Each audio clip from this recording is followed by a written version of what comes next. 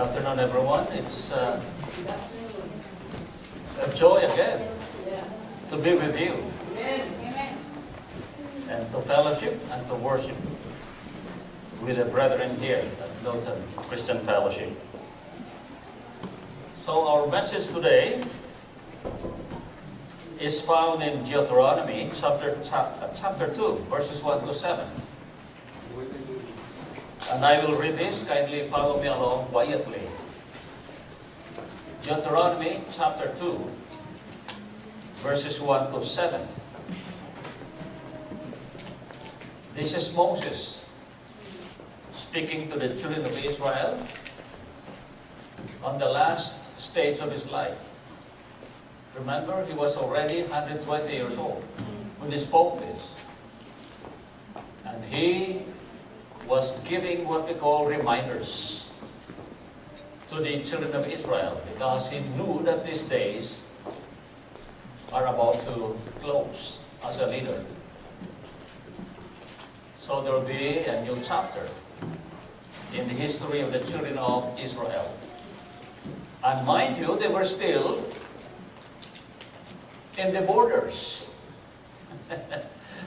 between Kadesh Barnea, that's the wilderness, and Canaan.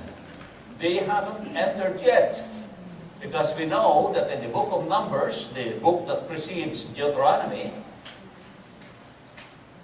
is talking about the 40 years wandering of the people of Israel in the wilderness. So they are there in the wilderness.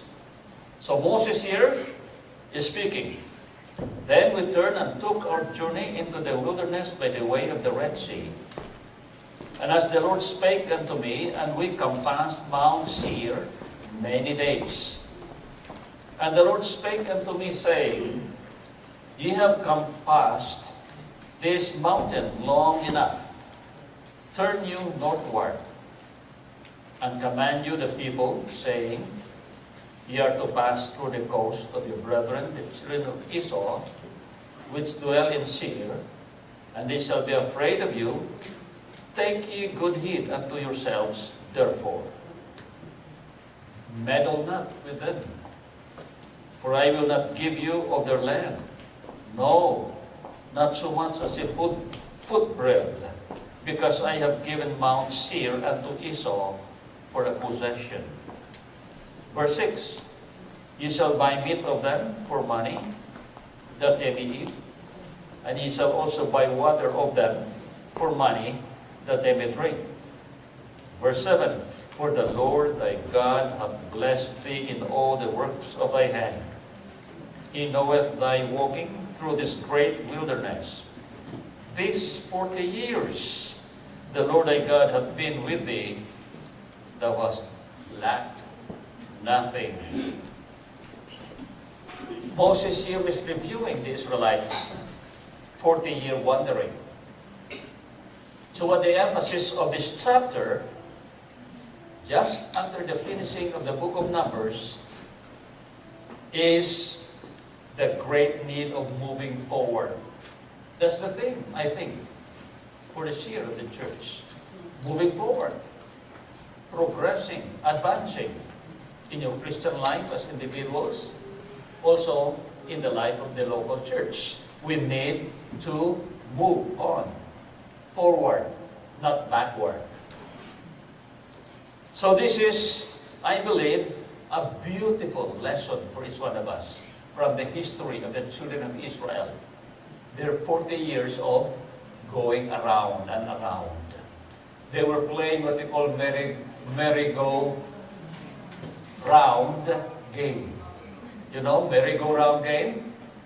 Oh boy, very busy. It's going around, but going nowhere. And exactly that was the fact that happened to the people of Israel in their journey. Instead of going forward and claiming the land of Canaan, which God promised for them, they spent 80 years going around and around the wilderness, heading nowhere. So let's break down The 7 verses here we find in Deuteronomy. Verse 3a, it talks about the standstill. 3a, it says here, You, the Lord, spoke to me and to all of us. We are here stranded on Mount Seir, that is the land of Edom, near Kadesh Barnea. That's the geography of the times of Moses. Okay? And God told the people of Israel, You have come past this mountain around and around long enough. That's already long. 40 years going around and around. You are not meant to be here. You are meant to claim, possess the promised land, Canaan. So that's number 1, there stand still. The second one is the last part of verse 3. What is the command of God? He says here, Turn you northward. In other words, move on. And the direction and geography, I'll give you that mental picture of geography right here. During those times, it's straight geographically. It's factual. And it must be straight also spiritually. Because we can compare the journey of the children of Israel to our own lives too. We are on earth's journey of faith, we call it. We are here, but we are not meant to be here in this world. We've got to move on. We have what we call heaven, the spiritual game for us to play. So, the command. And number 3 here is the warning. Verse 4 and verse 5. What does it say here? Now here in the plains of Moab, and then the plains of Edom. Edom is equivalent to Esau. Seir, the place that God gave Esau, the country, the land that God gave Esau. So, right here on Mount Seir, it's an elevated place, Mount Seir. God said, I warn you, do not provoke the people of Seir or the Edomites, the descendants of Esau, to war. Respect them because of Esau's sake. We read that in Genesis chapter 36, verse 4. God gave Seir, the land of Seir, to Esau. So, don't disturb them. Don't provoke. As a matter of fact, the Edomites were intimidated by the presence of Israel on their way. They asked permission, can we pass your way going to Canaan? The descendants of Esau said, no. Because we know the story. Esau hated Jacob. So they know their history. So no way for you. So, but we are hungry, we need food, we need their support. No, we sell it to you. So they were able to what? To buy it. Don't meddle with them. Don't provoke them to war. That's the warning of God here. Now, number 4. The breakdown here is the reminder. The reminder of God for them is in verse 7. For the Lord thy God hath blessed thee in all the works of thy hand. He knoweth thy walking through this great wilderness. This 40 years the Lord thy God hath been with thee, thou hast lacked nothing. God reminded them of His what? Unfailing faithfulness. My provision for you. I never failed you. I rained manna from heaven to feed you for 40 years. I supplied quail to give you meat. You were complaining and all of that, but I was faithful. God's faithfulness here. So, these are the things that we will talk about. Number 1, there's standstill. And you know what?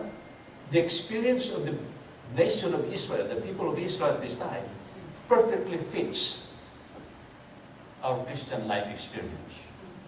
Your experience as a Christian and my experience as a Christian. It fits also the experience of the local church. The question is, the people of Israel in verse 3 here spent 80 years merry-go-round, heading nowhere, stand still, Another word for stand still here is stagnant. Stagnant. There's a saying which says, the stagnant water breeds many diseases, many germs. Stagnant water. If you become stagnant in your Christian life, you will breed many spiritual diseases. There will be many, many problems like that. And if the local church stands still and becomes stagnant, the local church, very good in Sunday worship service, prayer meeting, going through all of these programs, year after year after year after year, but it's stagnant. No people got saved. Nobody got baptized. Nobody got into the new membership of the church. And there's no missionary program, no reaching out. Stagnant. But always Sunday right there, happy, everything, everybody's happy. But stagnant because you forget all about as a church. Go ye therefore and make disciples of all nations. You haven't reached out and won souls for Christ, which is the command. Stand still. So this is a beautiful, beautiful and fitting one application for all of us here. The people of Israel stagnated. They stood still. So they had so many problems, murmurings and all of that. As a matter of fact, they came to the point of becoming angry at Moses, and he wanted to what?